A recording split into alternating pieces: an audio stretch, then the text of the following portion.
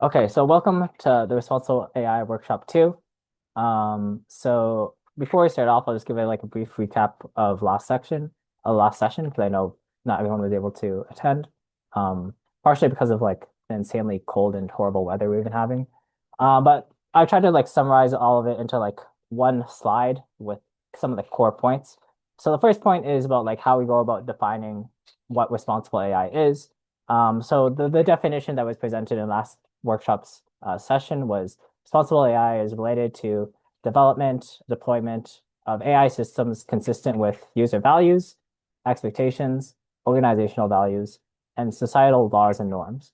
So instead of taking a very narrow look of the specific mechanistic components that an algorithm is supposed to have to be responsible, this kind of view of responsible AI is kind of looking at the algorithmic system, but also the broader system in which the algorithm is being implemented as a whole. And based on the framing of how you define responsible AI, the issues that you'll find with an algorithm will kind of change. The next thing that we've kind of talked about, which is like one of the main issues in algorithmic fairness, is well, how do we go about actually conceptualizing and measuring what fairness is in any specific context? So we looked at a couple of different things, like how we go about concerning what fairness, like what version of fairness matters in terms of our algorithmic systems. So we kind of looked at some harm-based accounts of algorithmic fairness. We looked at like false positive rates and false negative rates and the outcomes that entail as a consequence of those versus more epistemologically oriented accounts of fairness, which is like how well the algorithm actually matches the distribution and the base rates of the data that you are using the algorithm for.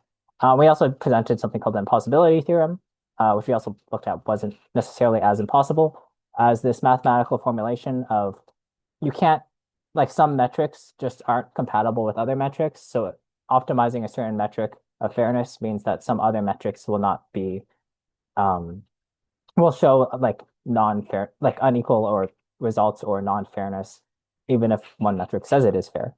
So then this opens up the challenge of like what metric do we choose? One of the other main things we talked about was this is kind of tying into the first point, but also looking at algorithmic fairness beyond the AI system itself. So this includes stuff like procedural fairness about how you actually go about implementing and using an algorithm within a broader social context, and also the approach of like should algorithmic fairness be concerned with just simply debiasing data, or should it be focused on like challenging oppression, like really questioning why the base weights or why the data is showing this unfairness in the first place and trying to address that instead. Cool. So now we'll move into AI explainability and interpretability. So many of you have probably heard of the term black box, and or heard AI described as a black box. So a black box basically just means that the internal decision-making process related to that mechanism or process is invisible or incomprehensible to a user. Um, so yeah, here's a graphic that says, wow, I know I did it. I just don't know how I did it. Because usually you know the input going into the black box, but you don't know what the output corresponding is. So what explainable AI is basically trying to like unblack box the black box. So trying to understand what is actually occurring within the system, be it through increasing transparency or using external mechanisms to try to determine what is the connection between input and output, to generally aid in the human comprehension of an AI system.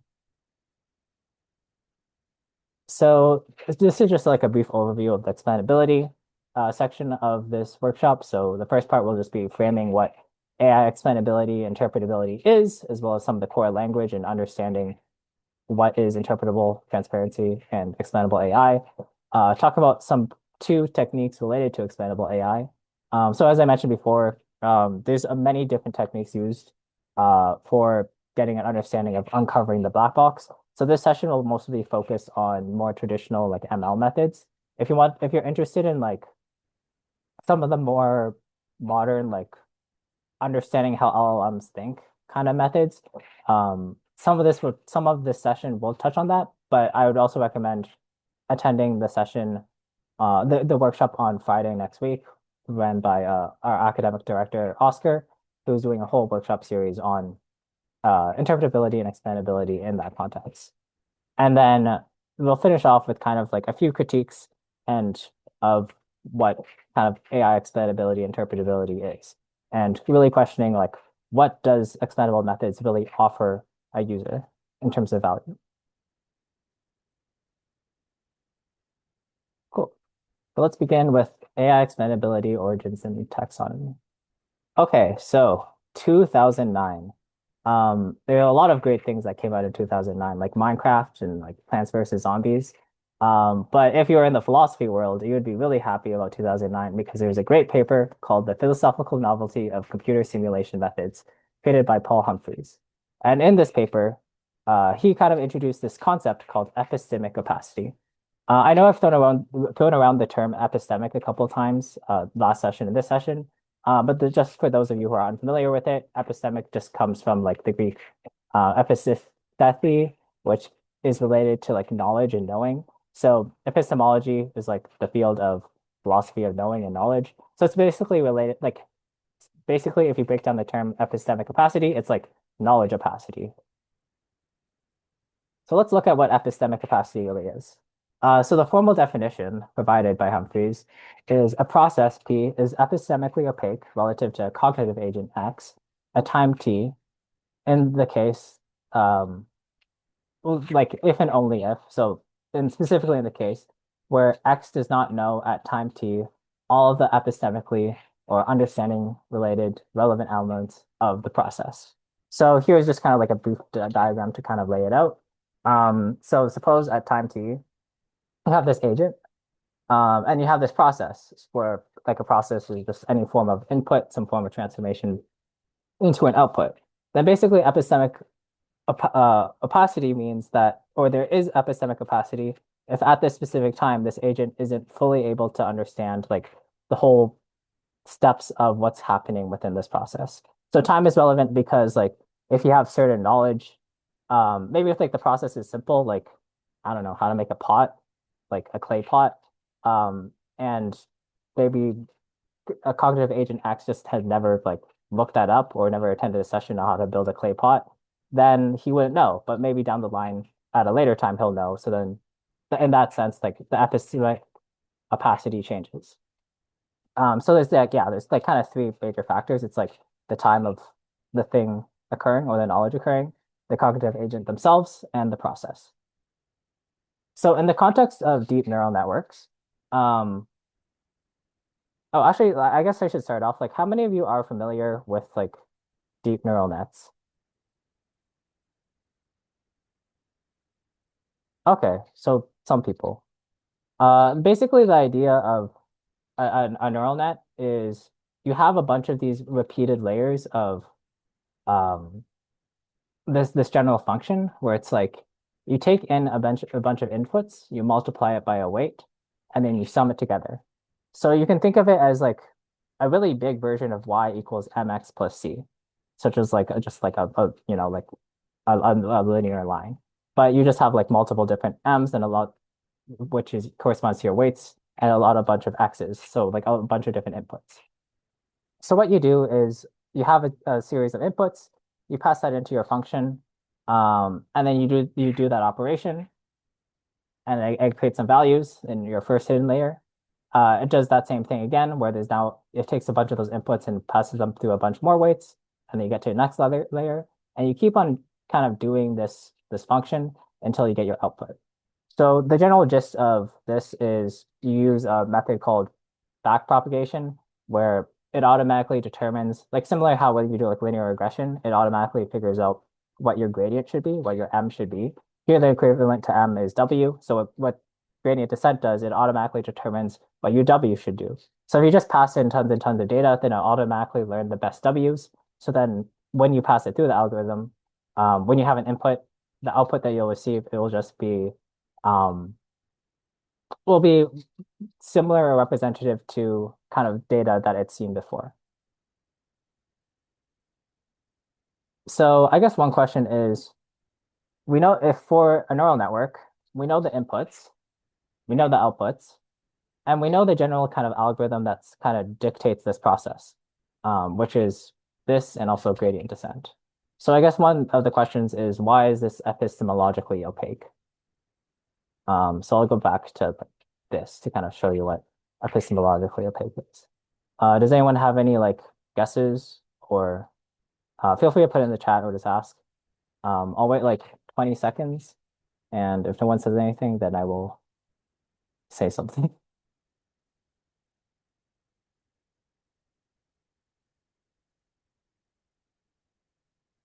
Yeah, so that's one of the main things. You don't really know what each of the weight means. So when it's passing through the algorithm, you don't really know, like you can get that value, but you don't really know what that represents. So that's kind of like yeah, that's a really good answer. So that's kind of like the main gist of it, where it's an epistemologically opaque process because we aren't really able to understand what happens between the steps of getting that input and getting the output. Like we don't understand like what about those inputs and that process actually generates that output in a specific instance. So then I guess this also leads to another question of if this is epistemologically opaque, then what level of detail and abstraction of like the operation or the transformation that's happening between input and output results in us having an actual like proper understanding what like and what removes this epistemologically like the epistemological opacity. So that's just kind of an open question. And then there's also, I guess, a question of like, why is it important to know or understand the inner workings of an AI algorithm? Like, what benefit is there of actually knowing what's going on? So does anyone like feel free to put a few like answers to this in the chat, if you're, or just pop on the microphone and speak up too. But what do you think are some benefits of like actually understanding what happens between input and output for a given process, like in an algorithmic system? There's like tons of possible answers. And there's also like no necessarily right answer. So feel free to share. You can better diagnose models. Yep, that's true. If you have a better understanding of like certain operations that are happening, or just generally like what the model has certain like tendencies towards, then you can have a better understanding of like what might be going wrong for in the context like diagnoses and that kind of stuff. It's also trust for whoever's using it. Yeah, Like for like cancer patients, for example, like for someone's loved ones, they want to know why their like spouse, for example, was diagnosed with cancer. hmm. Yeah, that's a major one. Many of the like academic and industry kind of justifications for explainable AI and interpretable AI is for in the context of uh, gathering more trust. Because if you know exactly what's kind of how a decision is made or how why an algorithm outputted a certain output, then you can have like then you can kind of compare that to your own sense of like, is this doing things quote unquote right? So yeah, that's a really good reason. Cool. So yeah, some of the answers that people gave are good or like are match kind of the answers here. So one of the major ones is creates trust. One of them is like it makes it easier to understand what's actually happening within the algorithm. One is like more accountable, so that's kind of connected to like diagnoses of understanding what's happening. So if something is happening that shouldn't be happening, then that can be addressed. And also for algorithms that are implemented within legal context or context within situations where there should be some form of policy where the output of a decision should be able to be challenged. This kind of fits within a framework of right to an explanation, where if you have an algorithm where you don't really understand why the input mapped to an output, then you aren't really able to understand. You aren't able to generate an explanation for that case. Okay, cool. So let's move into some of the language related to responsible AI or expandable AI. So in terms of the literature and what you'll see out there in the world, the use of the term interpretable and expandable kind of is very jumbled. So sometimes it's like very non-precise or it uses like very loose language. But for the sake of like a lot of literature critiquing expandable interpretable AI, they kind of have some level of consensus of the definitions. So I tend to use those definitions because I think it's a bit more clear. So in terms of interpretable AI, so this is related to the use of AI architectures with like a high level of transparency or low epistemic opaqueness connected to the process. So this includes like simple decision trees, like if and then decision trees, because if you look at that, you're very clearly able to see like how any kind of input results in a given output. Another example is like simple linear models, like y equals mx plus c. Like you can have a very clear understanding of the mapping between the internal variables, the input, and the output. Now, explainable AI is something quite different. So, explainable AI is focused on generating an explanation. And in the context of explainable AI, the explanation is itself another model, specifically an interpretable model. So, what this is kind of defined as is given a black box model F, an explainable AI algorithm constructs an interpretable function or model H, which approximates F as closely as possible. So yeah, so basically expandable AI is not about replacing the black box with a transparent one, but is instead focused on kind of approximating it with a second, more transparent model. Well, this is fundamentally different with interpretable AI, which is focused on developing or replacing existing models with more transparent interpretable AI solutions. So the general gist of this is like if you understand what's happening in the transparent box H, which approximates the function, then you have a general explanation and understanding of what's happening in the black box. So to kind of like illustrate this, I'll go over some like computational methods related to expandable AI. So one of the most common methods used for expandable AI is called LIME, which is local interpretable model agnostic explanations. So basically the gist of this is suppose um, you have you have information and you put it into a black box model and you get a specific output. And you're like, oh, why did I get this output for this level, this given input? Or yeah. What you could do is you could use Lime. So yeah, the context of it is you want an explanation for a specific individual prediction. So the general steps of this is you first kind of you have your data set. So for your input data, so here it's like X1 and X2. So just create like a bunch of fake samples uh, on that, and then you just kind of pass that into your model. So then now you have a bunch of outputs related to kind of like your fake samples that you created. Then you want to have like specific stronger weightings for the inputs um, closer to your specific input data that you're interested in. Um, so this means that you should probably have some metric of similarity. But in most general cases, like cosine or just like Euclidean distance works out just because it's like generally if it's closer, the values are closer to the value that you are interested in, then that's close to that. Um, and then what you do with those inputs and with those outputs, you take them and you use them as inputs and ground truths into an interpretable model. So this type of model could be something like linear regression, like something quite simple that you're able to understand. And then that linear regression model will have some form of output. So the aim of this like kind of interpretable model is to match the output of the black box model. So the idea is if you understand what's happening in the interpretable model and that model is mirroring what is happening in the black box model, then you can have some level of understanding of what's happening in the black box model. One thing to note is you specifically optimize it for performance for the data points that are more heavily weighted. So for the data points that are closer to your datum of interest, just so to ensure that your model performs well, specifically in the region of data close to the data that you're interested in. Um, I think, yeah, that I'll explain that a bit more later on. Oh, what white means? Yeah. So in the context of, oh, I guess oh, wait, David, how far back? Sorry, I wasn't seeing the chat that well. But like, how far back was the weight stuff? Was that with respect to this, or was this with respect to, um, the explanation for gradient deep neural nets? Oh, okay. So the reason for not replacing black box, the transparent box, is because black box is not expandable. Uh, so it's a fundamentally different thing. So with black box models, like this is something that we'll talk about a bit later, but sometimes you want to use a black box model because it has properties that other interpretable models don't have.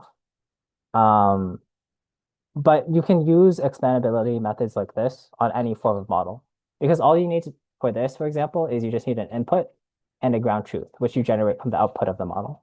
So this is something called model agnostic, where it doesn't actually matter what type of model you're trying to apply this expandable AI method to. You could just apply it to anything, and it's able to give you an interpretable model to try to interpret what the output is. Okay, cool. So yeah, the mathematics of this um is pretty simple if you've seen kind of any form of like loss function stuff. So basically what you're doing is you just have a loss um related to the output of your original model F and your kind of your approximation model G. So in this case, loss just means like if your loss function is closer to zero, if your outputs are very similar. So loss is kind of like a measure of similarity of outputs. And then for the specific instance of the data point that you're concerned with, you have something called the proximity weight. So the proximity weight corresponds to like how big that specific datum was. So this basically just means that for whatever loss that you have, just multiply it a bunch by how close that datum is to specifically the point of interest that you're concerned with. So this means that your model will perform better or have like more closer results um, for like yeah data that is similar or very similar to what you are trying to apply the method to. Um, and then there's also a complexity penalty. So the complexity penalty is basically it's not really associated with stuff specifically happening here. It's like what type of model architecture do you use? So different model architectures have different complexity penalties. So something like linear regression would have something really low because it's very interpretable and very non-complex. So in practice, here's some like visualizations of Lime in the world. So example, like in on the left, you have suppose your actual model, so like your black box model or like more complicated model is has a decision boundary where it classifies everything as in the light blue as positive and classifies everything in the gray as negative. So what this kind of means is if we repeat our steps, we just generate a bunch of noise. So we just have a noise over all the domain of the data. Then we weight the noise or the random data really highly or a lot more strongly around the region corresponding to our point of interest. So our point of interest here is our yellow dot. And then we just apply the algorithm. And what that'll do is it'll create uh, a very, very simple algorithm. So in this case, it's just like like a line or just like a single boundary um, corresponding to the point close to the my point of interest. So the reason why it's like it specifically maps it here and not like in these other places, like representing the other um, boundaries of this decision boundary, is because you have a much stronger weighting around this area. That means it cares really strongly about getting this stuff correct, but not that strongly about correctly like classifying the stuff not close to this yellow point. So that's why it ends up with that decision boundary, if that makes sense. You can also apply Lime to a couple of other non-tabular methods. So this is like tabular data methods because you're just using data that you can simply put in a table. Like the value for these features are X, Y, Z. But with something like textual data, where you're doing like sentiment analysis or something, your input data will be a much more free form. It'll be like specific words. So you can apply the same idea of Lime of like generating the random samples. But in this case, the random samples aren't just like completely random samples. They're like your sentence that you originally had, but with some slight modifications. So in this case, just removal of specific words. And then you can just apply the same thing to see like how changing different word, how the removal of different words changes the output um, on the, yeah, just changes the output of like maybe that's the sentiment. So then you're able to easily, and then yeah, and then you can create a model off of that to see how sentiment changes with the inclusion of certain words. And you can also do something similar with image data where you create something where you segment and organize sections of the image into something called superpixels. And then you, similar to this, you just apply that in and you're able to identify with your simple model what pickles, what superpixels kind of correspond to what. So yeah, this method can apply to a bunch of different things. So as talked about before, there are many benefits of Lime. So one is it's model agnostic. So it works on all different architectures. You just need your input and output and then use that as your training. It provides accurate explanations around your point of interest. So this is specifically occurs because the loss function is defined as such, and you have that weight around it of weight so that datums around your point of interest are ensured to be more accurate. And then you also have the freedom to select what level of like model interpretability you want. So if you want slightly more complex models as your kind of explainable model, then you're able to do that. So let's kind of go through a case scenario together to kind of illustrate um, Lime in practice and also some potential limitations of Lime. So suppose like this made up thing, the UTMIST School of Computer Science is trying to build an algorithm to help with admission criteria. So it takes in GPA and LSAT score. Why it takes in LSAT score for a computer science club, don't ask me. But basically what this algorithm does, it outputs admissible or inadmissible for any given person based off of these two scores. So the UTMIST School of Computer Science has two algorithms on their hand. They can have one with that just uses a linear model, so it's just a single decision boundary, or just a single layer neural net. So the decision boundary is a bit more funky. So with the neural net, they're able to have higher accuracy, and they end up going with that. So this is just a general thing where it's like more complex models such as neural networks and that kind of stuff tends to have higher accuracy as opposed to like more simpler, lower parameter models like linear models. So this is something that you kind of generally see. But yeah, for the sake of this, they go with the neural net because most of the data points get classified correctly. Um, so yeah, you can see the decision that these black lines indicate the decision boundary, like where it's an admissible versus a non-admissible. And then the datums, like the blue dots, kind of course show what region that they're supposed to be in. So as you can see, like for the linear model, some of the blue dots are not in the right space, and this green dot is in the right space. But in this neural net, there's less blue dots in the wrong region. So then this classifies it more accurately. So suppose a student wants to know why they were rejected. So there could be many reasons for this. So maybe they can work on building like a stronger application to apply in the future. They need to know what to work on. And UTMIST wants to answer this truthfully. So UTMIST can provide them with a linear approximation of the model for their input data with Lime, similar to what we talked about. So suppose this person was rejected by UTMIST and thus put into the blue region and was like, whoa, why was I rejected? And suppose like the model is really confusing or like really deep and it's really hard to interpret. They can use Lime to have like to kind of get a linear model. So then you can have a clear understanding of how to kind of move to across that decision boundary.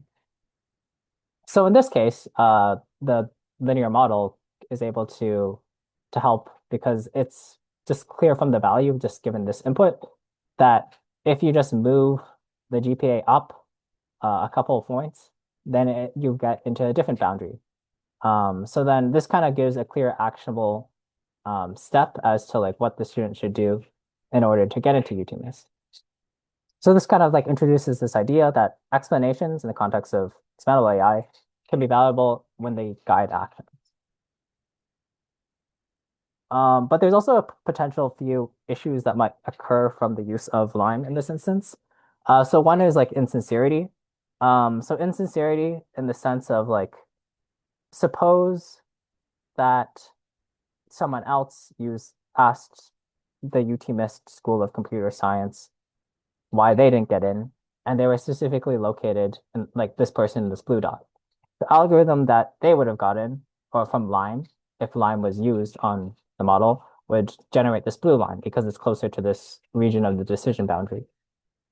And then basically from this, they would say like, oh, you just need to improve your GPA to a 3.4. But this might cause some issues where if this person was told they just need to improve their GPA to a 3.4, But this other person is like, hey, I thought that I was rejected because my GPA, they said that my GPA had to be like a 3.8. That might cause some sort of like misalignments or inconsistencies with the narrative with respect to why someone was rejected. So in that sense, that kind of explanation for the rejection might be seen as insincere, as it is not a reflection of like a fundamental underlying reason why they weren't accepted. So this is one potential issue. And the other issue is that the explanations generated by expandable AI methods, including LIME, don't actually represent the underlying mechanism. So to kind of get a sense of like how LIME works and why this occurs, you can kind of think of an analogy where suppose that a certain defendant, like in a criminal court, is denied parole one morning by a judge. And they're like, hey, like, I want to know why I was denied. Like, I have a fundamental right to that. So the judge kind of like looks at all the decisions that they made that morning and notices that everyone who was granted parole that morning had a high school diploma and the defendant does not. So then the judge is like, oh, well, everyone else who was accepted and got parole had a high school diploma and you didn't. So it must have been that you didn't have a high school diploma. So this is kind of like something that could happen with Lime because fundamentally what you're doing is you're just looking at general characteristics of the data that kind of match um, based off of where people are positioned within outcomes of the model. But then that can also lead to a lot of instances where the kind of the rationale behind why that thing occurred could just be due to variables that aren't really the underlying reason, or they're just like totally unrelated. And this can like I know one of the main motivators for why we discussed why expandable AI is important is trust. But this can be like a major issue because like in the insincerity case, um, if someone takes it that the expandable AI method is giving them something that is an insincere explanation, or in this case, the reasoning for why someone was rejected was just due to something statistically kind of correlated, but just completely unrelated, this can kind of erode trust with the system as a whole. So there has to be some level of caution of like the performance of expandable AI systems when they're used. Okay. So one of the other kind of expandable AI methods that I want to talk about is SHAP. So SHAP is something that you'll see a lot more often, especially in medical AI, because it has some really nice visualizations that we'll go over with respect to understanding the relationships between features and a specific output. So while Lime is specifically only kind of works for a specific instance, SHAP also works for a specific instance in showing what is the kind of the aggregate effect of all the features on that output in an expandable AI way. But it also is able to do that across all kind of instances, so you can get a very aggregated view of generally how certain features impact decisions as a whole. So yeah, so I guess I kind of already said the question framing. So one way we can kind of figure out how a feature is how a given feature influences an output is through a Shapley value. So I'll kind of like get into what a Shapley value is, and then that'll help motivate what SHAP is. So imagine a game. So yeah, Shapley values come from game theory. So that's why it's kind of framed from a game. But imagine a game where there's n players. They're participating collectively, and the goal of the game is to kind of obtain a reward P, which they want to fairly distribute amongst each other. And the way that they want to distribute that reward is based off of how each of those n players individually contributed to that game. So let's look at a kind of the specific instance of this to try to understand like how you can figure out what a Shapley value is. So suppose we have n people, n equals 4 people, so person like A, B, C, and D. And yeah, they want to know their individual contributions for each member. So one way you can find this is you can find kind of the difference in profit that is generated when when a given member is present versus isn't present. So this is known as the marginal contribution. And you can kind of calculate this across different like combinations of different groups of people. So the instance of just comparing like having everyone versus not having everyone but person A, you can figure out what that general profit is in this instance, the general profit is in this instance, and just subtract the two. And then you're able to have some sort of metric, so marginal contribution, of how much person A contributed in this given scenario. So to calculate the overall SHAP value or Shapley value for a given member, you can kind of take the mean marginal contribution of across all the cases where they um, were present versus not present with any combination of other people. So as you can see here, this is comparing like similar to how you calculate the marginal. You take the X and the Y with the person there versus not there. So you take it when there's just the one person with one other person and then with all other combinations. And then taking the average of that or the mean of that is what gives you your Shapley value. And that kind of overall represents um, kind of the average of that marginal contribution. So like on average, how much that person is contributing to the output. So I guess one question is like, how do we translate this to ML? Because when you're inputting features, which might be like continuous variables into a model, there isn't a sense of you can just like remove the variable and add the variable back in. Um, so yeah, how do we go about formulating that? So this is a bit more complicated, and this is where SHAP comes in. So specifically the version of SHAP, there's many different versions of SHAP, but the one that we're going to talk about here is called is kernel SHAP, just because it also builds off of some of the intuition of line. So suppose in instance X, um, suppose in an instance X is composed of four features. So this could be F1, F2, F3, and 4. So X being like your input to a model. So the first thing you do is you want to take the coalition samples. So the coalition samples, sorry, I think I didn't really properly describe it, was just like the different versions of subgroups. So here, like having all four versus one, or like three, 2, 1, and different combinations, those are all coalition samples. So here we figure out what coalition samples are by kind of figuring out which features we want kind of active and not active. So if we want an active feature with respect to X, what you do is you just keep that value um, of X that you have in your specific instance. So for example, if I want to have F1 and F3 active, so indicated, but like I have F1, so this is a 1, which means it's on, and F3, so F3 is on, then that means I just preserve the value corresponding to X1 and X3. But suppose I want to shut off in this coalition example F2 and F4, then I indicate that it's just 0 and 0. And what I do is instead of using the specific data value that I have in my instance, I just choose some like random variable, some random value that kind of matches a plausible value given my data set. So the way that that's kind of done is usually someone creates something called a background set, which is just a subset of the overall training set, and then they kind of sample from that for that specific feature. So yeah, that's that. And also like, yes, as I kind of like implicitly talked about, there's also coalition vector notation, which basically just indicates which features um, are preserving the values in your instance versus which ones are just taking values from the background set.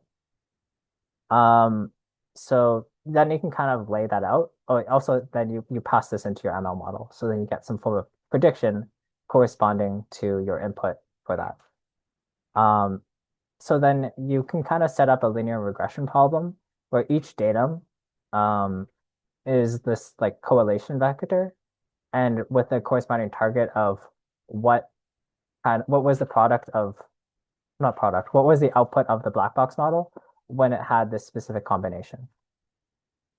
So yeah, so in this instance, like in the first instance, it's like 1, 0, 1, 0, and then you pass in your data, which is like that, and then you get y.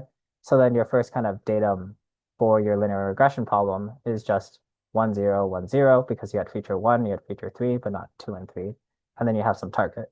And then what you do is you fit an overall model, which looks like this, with weighted regression. You don't really need to care about why it's weighted regression for now. Basically, just like certain coalitions, you care about more. Like if you have all the features, or just like one feature, then those are generally considered like more important things to try to replicate because that's like having all the features corresponds directly with like the accuracy of the model of how it's like performing. But basically, you can kind of think about this as because you're directly using F1s, 2s, 3s, and 4s, um, when you don't have a given feature, like you don't have F2, all that is it kind of it eliminates this term. And then when you have like F3, for example, it's you just have your phi term, which is just a weight. So overall, you can think of this whole thing, if everything was too complicated, you can think of this whole thing as trying to create a model of your output that has like a high accuracy, where your only inputs are you using the feature that you used your on your instance of like inference. So in this case, it's like if you just have 1, 0, 1, 0, the only really inputs that you're using to estimate your target is just the weights corresponding to F1 and F3, and then also some constant. So the overall idea is your weight is your corresponding SHAP value for that feature, because it means like when that feature is present, that's the amount of contribution it has to the output. So in general, this is kind of like the mathematical formulation of it. So it's like you have your input, which is this x1, some of your background variables, and you pass it into the model. And then you want the output of that to be roughly of this form. And the nice thing about this is just like a linear function, right? Like it's just the addition of just weights and some like terms.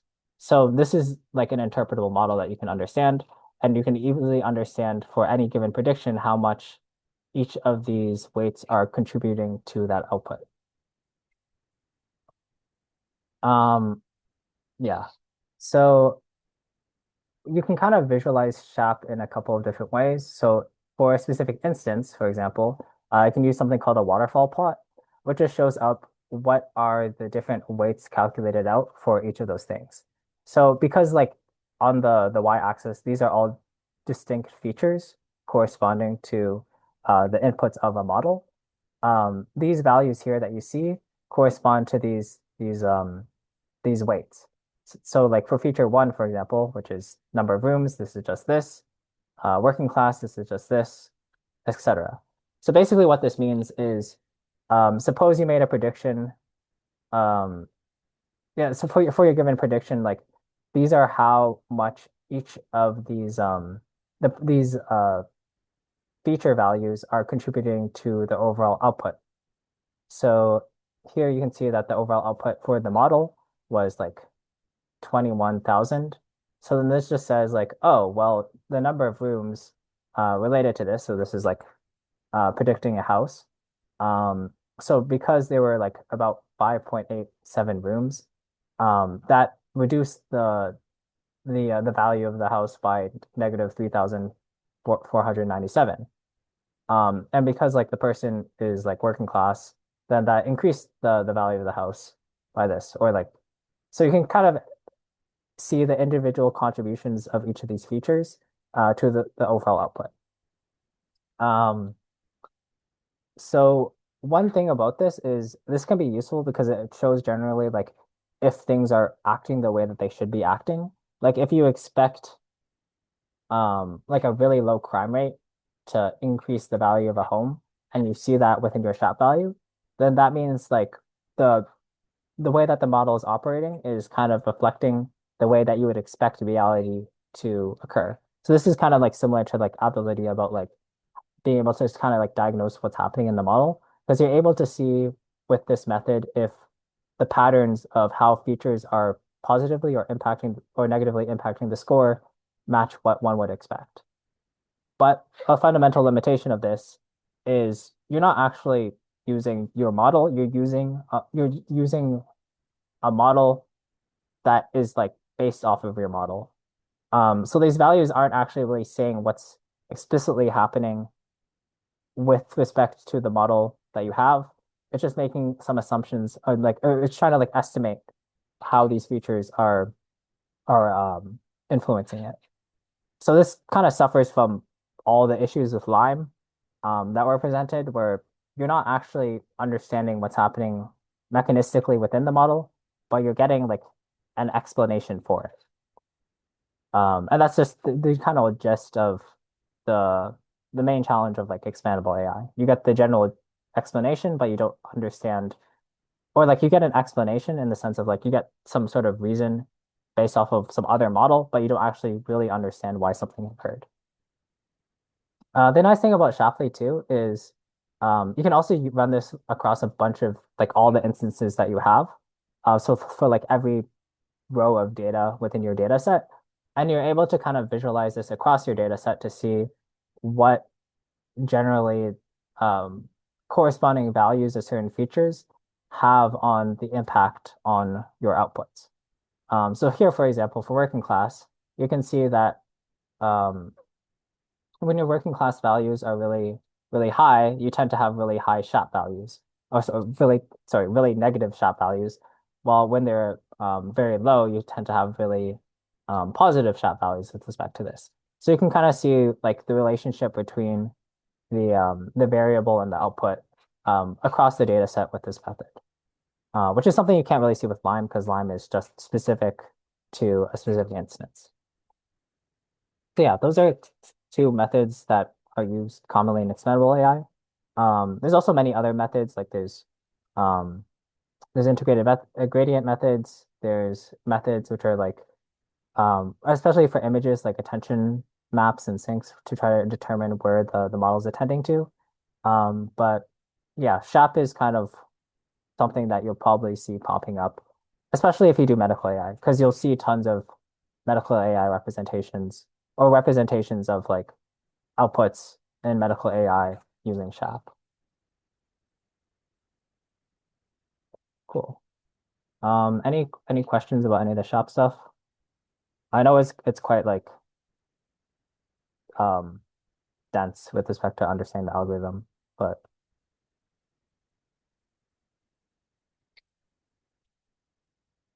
okay, cool. I'll move on. So let's kind of revisit like the necessity of AI expandability. So when we talked about like certain reasons why we want to reduce epistemological opacity, we presented some arguments like it creates trust, easier to understand, more accountable, and for legal contexts, um, gives us a right to an explanation. But also like we can kind of unpack each of these things individually, which kind of reveals certain shortcomings or issues with responsible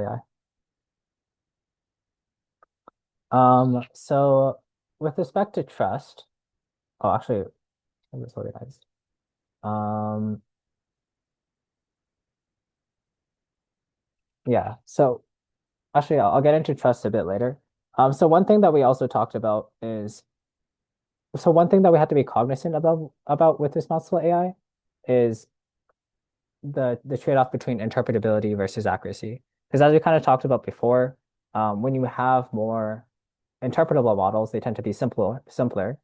But when you have more complex models like deep neural nets, you tend to have a bit more accuracy because it can model more complex things just because there's like tons of parameters. But then you lose that interpretability. So one question is like generally over a choice of more interpretable versus more accurate models, which would you choose? Or like under which certain circumstances would you want one over the other? Um, so if anyone has any like suggestions about this. We'd probably lean more into the interpretable AI or models like in social settings Hmm. with AI or models that are being deployed like to be used in a social setting, like with children or with vulnerable people. And for the accurate models, probably more like in engine like less social perspective. Like if you're not directly impacting humans in any way, you'd probably rather just opt for an accurate model rather than having any interpretability. Hmm. Yeah, that's a really good answer. I think like also in those contexts of like whether you have sensitive situations like handling like human when there's human implications to it, or like in the context of like children, that kind of also brings up like kind of the real context of like right to explanation because it becomes really important in understanding like why each decision was made, especially in like yeah like child services or public sector services. It's like it's you're allocating resources where certain people are probably benefiting more than others, so you really need to understand why like some people are getting that benefit or other people aren't getting that benefit. And then the context of like in like more engineering context, like yeah, I think the that also makes a lot of sense because in those instances, like the value of interpretability isn't really needed because what you care about is the output. Does anyone else have any ideas? Otherwise, you can move on. Actually, I'll just do the follow-up. I think the follow-up is kind of fair, but sad. But basically, we're just about like how this changes based on context. So one instance where you think like people often talk about like, oh, it would be really great if we have an interpretable model is medicine.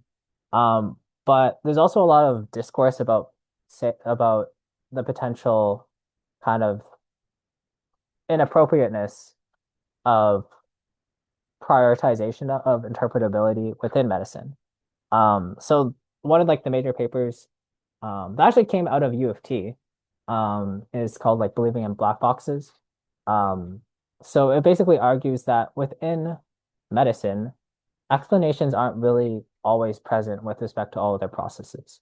So like one of the things that they present is like when an expert radiologist makes like an inference of like or a diagnosis or something like that, they tend to kind of view things in a very like holistic based judgment. And the underlying reason why they actually made that judgment can't really be explained in natural language. This presents an interesting idea about like humans aren't always able to vocalize or identify exactly why they're making that decision with respect to something. Uh, so why should we put the onus on algorithmic methods to do the same, or to do not do the same, but be able to do that when we can't do that, always do that ourselves. Another thing is there are certain methods and tools used within medicine, such as like certain forms of antidepressants and mood stabilizers, and certain treatments such as gastric bypasses for obesity, where there isn't really any known mechanism for why that works. All they have is like empirical evidence, like evidence that when they do these things across multiple circumstances, it yields positive outcomes. Um, and this kind of goes back to what we were talking about trust, about like how do we actually build trust? People say that we need interpretable AI for trust, but across many contexts, can't you just achieve trust by just showing efficacy in the performance of a model across multiple contexts? Like that's something that you see in evidence-based medicine, which is like the standard that you use in medicine, where you basically base your decisions off of the best available and most appropriate evidence that you have out there, which oftentimes is empirical evidence with respect to things in the absence of um, understanding of the specific mechanisms of action with respect to that. So there's kind of this weird disconnect of this existing kind of discourse about interpretable and explainable AI and the absolute necessity of it, and the attempts to kind of encode that within legal policy, with kind of the disconnect with how explanations and interpretations are used in fields outside of like machine learning. The other thing is we've kind of talked about the interpretability versus accuracy trade-off. But one interesting thing, for those of you who attended last session, we talked about an algorithm called Compass, which was a black box algorithm used to predict recidivism, which is like the chance that someone recommits a crime. Um, well, one academic group, use an algorithm called Corals, which kind of automatically just goes through a bunch of rules to try to find ones that are optimal that best kind of just yield best performance. And they made like an algorithm that works on the same data set, but with just the following. All it is this like four sentences. And what they found was the accuracy and performance of corals was basically similar, if not like slightly better than Compass. So they're like, what the heck? Why the heck are they even using Compass in the first place? Because they're using this architecture, which in theory has higher accuracy, but creates less interpretability in a legal context where you should have that interpretability. But if they had just like done something like this, then their model could have just like similar performance. And then they kind of further studied this and realized that in the case of like the Compass data set or the data set used to kind of train the Compass model, just trying a bunch of other architectures yielded algorithms with about similar performance. So this is what they kind of what this is what's called like the Rashomon effect. So you might have heard about the Rashomon effect from like outside of CS engineering expandable AI. And like one of the main kind of illustrations of it is like the case of like the blind men or people and the elephant, where like the same entity or event described through the lens of different people is described in very, very different ways. So in this case, it's like if someone's right in front of the elephant, they'll be like, oh, this tusk is really pointy. It must be a spear. Or someone's by a leg of an elephant, it's like, oh, there's a really round cylindrical object. This must be a tree. Um, but in truth, they only have like a sliver of understanding of what's they're kind of interacting with, so they don't actually know what the main thing is that's happening around them. There's kind of a similar term in expandable AI, or interpretable AI called the same thing. But here what it means is multiple ML models have like similar, almost optimal performance. So in a way, this is kind of like the opposite meaning of the colloquial use of the term Rashomon effect. So this is like if everyone was touching the data and they're all like, yes, we all are in agreement with how we should transform this from input to output. So there's this theory called Rashomon set theory, where if you have a bunch of like, so this theory is related to like trying to figure out if a simpler, more interpretable model exists out there, where it's like if you have a bunch of large, almost a large number of almost optimal models, then there's a high chance of probability that a simpler model exists. So in the development and creation of models, usually this isn't something that gets thought of in terms of like how interpretable we should make our model, that kind of stuff. Like it's usually like if it's in a specific context where people are kind of in the know-how and have that awareness, then they do it. But Rashomon set theory is really interesting because it presents the idea that like interpretability has its benefits. Like even like if for the trade-off of accuracy versus interpretability, sure, maybe you should always go for interpretability. But if you have the option of just having interpretability and not having interpretability for similar performance, then maybe you should just have interpretability. So maybe you should test out if the Rashomon effect is occurring with respect to that model. So yeah, this is just like an interesting idea of well, because yeah, you hear a lot of stuff about like how deep neural nets have much superior performance compared to other architectures and models, but this isn't always the case. Um, yeah. Before I move on to privacy, I just also wanted to say like one last note with respect to interpretability and expandability, which is a lot of the stuff with respect to like expandable AI isn't really um, written into stuff in governance, just because, as you said, like there's a lot of, as we've kind of shown, there's a number of like kind of issues with respect to some expandable AI methods, and because they don't really map out the exact rationale and mechanistic reasoning to why a decision is made, there's only like there's limitations to how you can kind of use that knowledge in effect.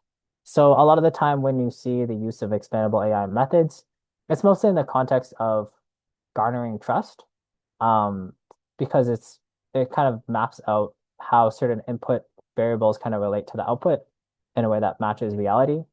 Um, or you see interpretable AI methods used in specific contexts where you kind of need that like right to an explanation, or there's sensitivity with respect to the downstream effects that occur if certain outputs occur. So yeah, that's just kind of like a general statement of how that actually gets embodied into the world. Okay, now we'll move on to privacy. This section will be a bit shorter. I think I'll probably end in like 8:30. But yeah. So privacy. Suppose you have a data set of people, of like people's information, and you want to extract patterns on that data, without letting anyone figure out what a specific person contributed. So I guess like how do you solve this? So the answer to this is you use differential privacy. So privacy methods over the years have evolved. So and differential privacy is kind of like one of the latest iterations of like how to effectively do privacy. Earlier methods were like comfort that were focused on kind of removing certain components of data uh, to try to kind of preserve. So in the case where that data set or database kind of got leaked, then you wouldn't know the full set of information with respect to an individual. But differential privacy kind of is different from existing methods because it gives like a mathematical guarantee of how you can ensure performance with respect to a certain outcome, with respect to, and guarantee that you'll always have privacy with related to a process or data set.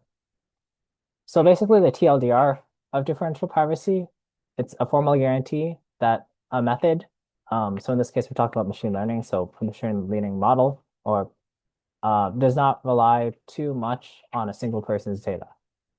So basically the gist of it in this diagram, as you can see, like imagine you have two databases, so a database with someone's data and a database without someone's data, and they have some sort of function. So they output A, and in this case, they output A apostrophe. What differential privacy says is it's just a guarantee that the output is going to be between A and A apostrophe is going to be similar or similar enough to a certain degree. Okay, so now we're going to talk about this formalized. It's okay if you don't really understand this formalized because it's a bit complicated, and the main thing that we kind of care about with respect to this is differential privacy in stochastic gradient descent, which is like within machine learning. But basically, for those of you who are interested, what differential privacy means officially is this mathematical statement, which is basically like a probability. Well, actually, so yeah, so D and D apostrophe, similar to the other things, is the data sets. Yeah, yeah, trying my best to follow. So the data sets, one with the individual and one without the individual. And M is the training algorithm. So when you have MD, it's just like the training algorithm applied to a data set with the individual and oh sorry, without the individual, and M brackets D apostrophe is just the training algorithm or the AI system which is trained on the data set with that individual. S, you don't have to be too concerned with, but it's basically just any subset of trained models.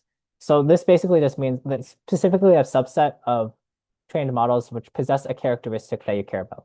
So if you will look at our previous slide about like we said differential privacy is related to having similar outputs.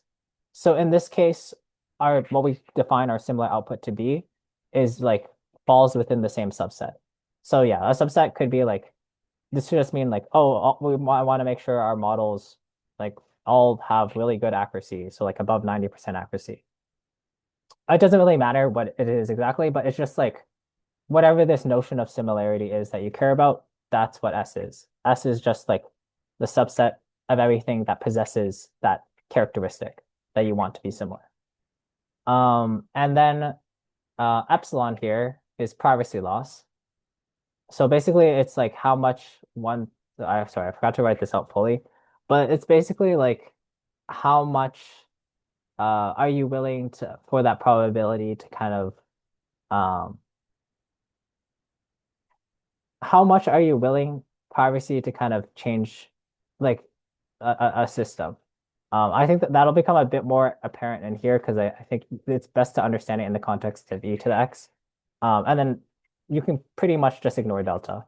Like delta is just basically like creating some risk for like if you don't perfectly meet this condition, then you're at least close to this condition.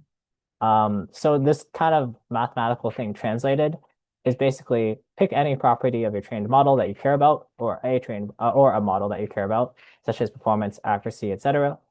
If you retrain the model many times, um, the model having that property, like the model's possession of that property doesn't really change much when someone's data is added or removed. And the probability of that being changed is at most by a factor of e to the power of epsilon. So basically this just means that when you train the model with someone's data versus without without the data, um, the probability that it is similar is like it is probable that the model is similar, that it maintains that similarity. Um, yeah. But yeah, this is really the side that we care about. So this is how we apply differential privacy to uh, machine learning and AI, or specifically gradient descent. So I briefly mentioned gradient descent earlier, which is the algorithm that you use to um, figure out the weights of a neural network. So how you kind of use stochastic gradient descent is you make some key kind of changes. So the first change, the first step is you have your training set. That's like the same thing as normal gradient descent. The next thing is you take out a sample of it, which is called like a mini batch, and you specifically start training with that mini batch. This is also something that you can do in regular gradient descent. Um, so there's nothing too crazy here. And then you take each example and then you calculate the gradients.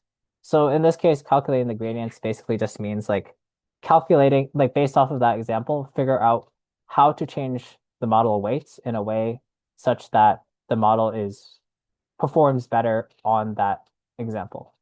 That's basically what calculating the gradients and doing gradient descent is about. So this basically just means you calculate the gradients for each of the examples or samples within that mini batch to figure out which directions the weights how to modify the weights.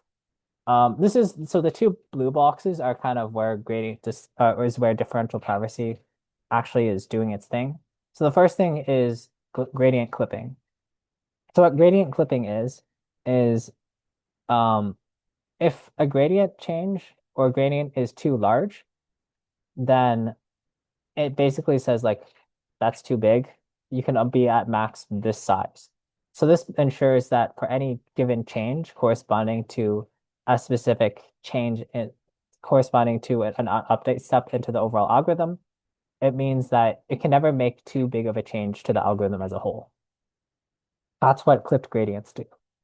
Then you kind of average up them all together, which is like this basically means you modify the algorithm in a way that reflects all these changes instead of a single one.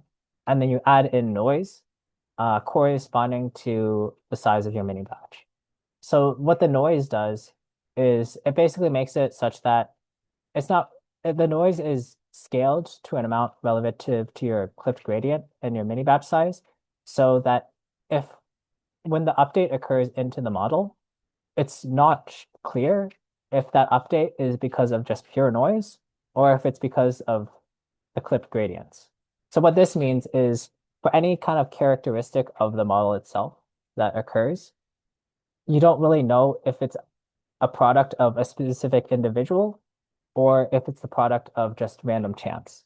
So this kind of creates the sense of privacy because you don't know it's so yeah, you don't know how it can kind of connect back to any individual. Literally, we're changing each data point below the noise averages out. Um, oh, you have to be careful of how much noise you add portion of the set. Yeah, exactly. Like if you add too little noise and you're kind of like and you have a small enough mini batch and your clipped gradients are not that clipped, then you can kind of be certain that like, oh, the model update was really, really strong. So then it's like, oh, it's clear that that output is occurring because of a specific like instance of a person's data being part of it.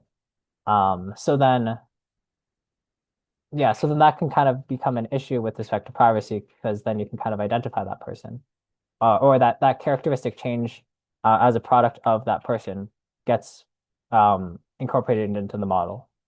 Usually, like this isn't that big of a concern within models or just as a whole because usually patterns kind of emerge and this is also why differential privacy works, is because patterns emerge because usually there's a ton of people with like similar characteristics.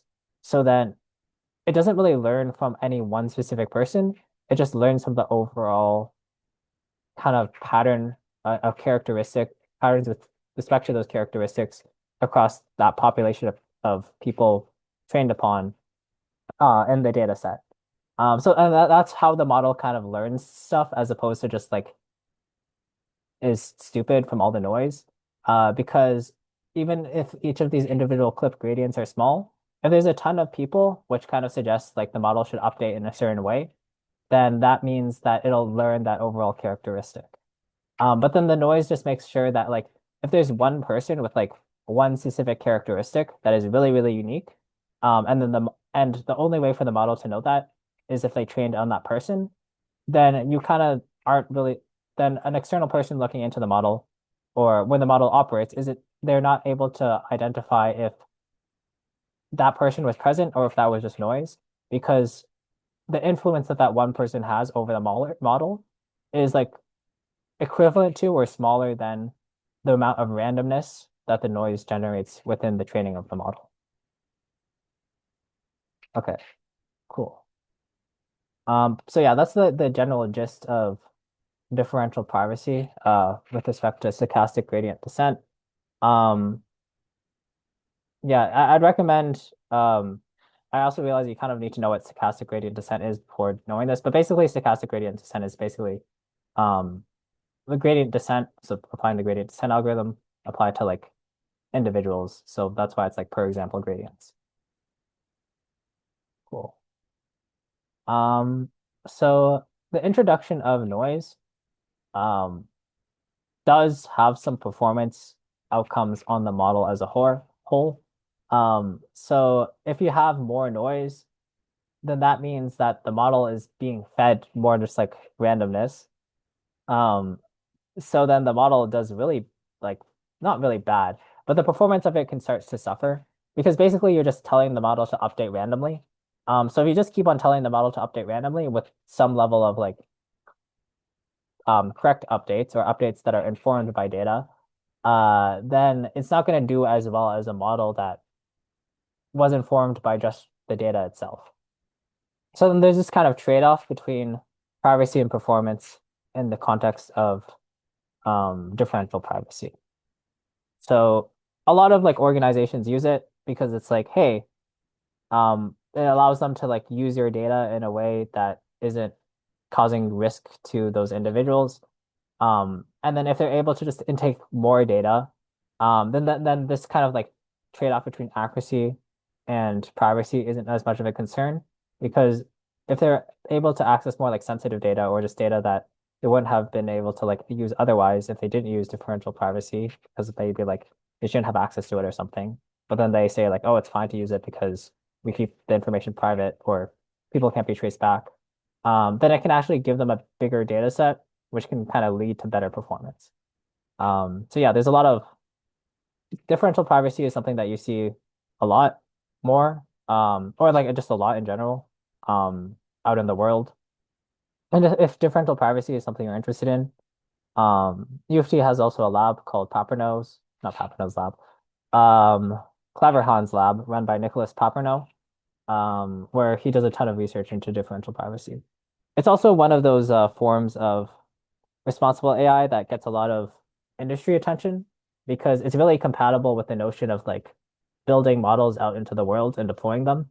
Um, and just having like being okay with the performance compared to other areas of responsible AI like critical computing, which is like maybe we shouldn't always use an AI model, which isn't really aligned with the paradigm of like keeping ensuring that we keep on like innovating and building new things. So yeah, that's some stuff about differential privacy. Okay, so to wrap up, we're going to kind of move into machine learning. So one of the main kind of, not main piece of discourse, but a relevant piece of discourse with respect to privacy that was occurring over in the EU in the General Data Protection Regulation, GDPR, for those of you who have heard of it, is that they've introduced this idea, well, not really introduced this idea, but started enforcing this right of the right to be forgotten.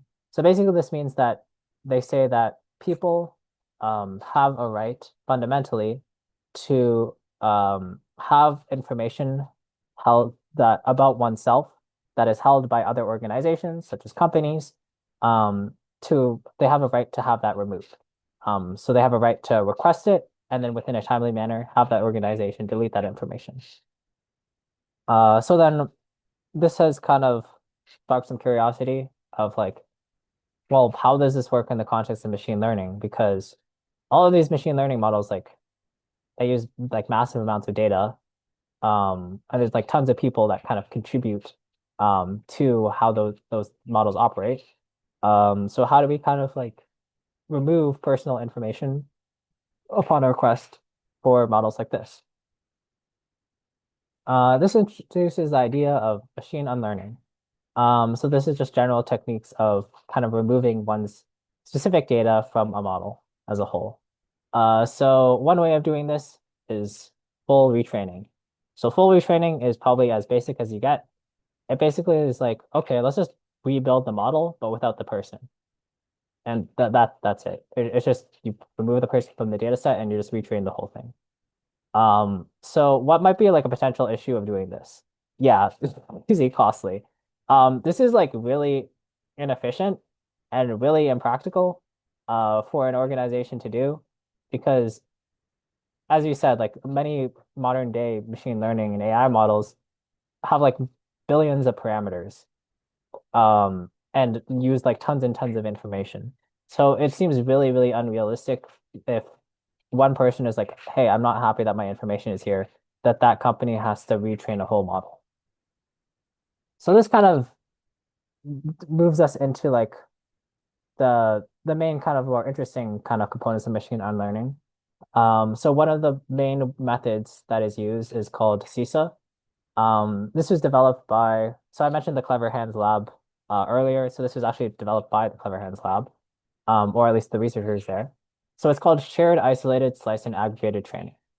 So basically what it is it's basically the idea of how to configure the training of a model and have it run in such a way that it kind of allows for easy removal of specific information if need be. So yeah, it's called so there's kind of like certain steps to how it's kind of like generated. So the first one is it breaks up the training data into disjoint shards.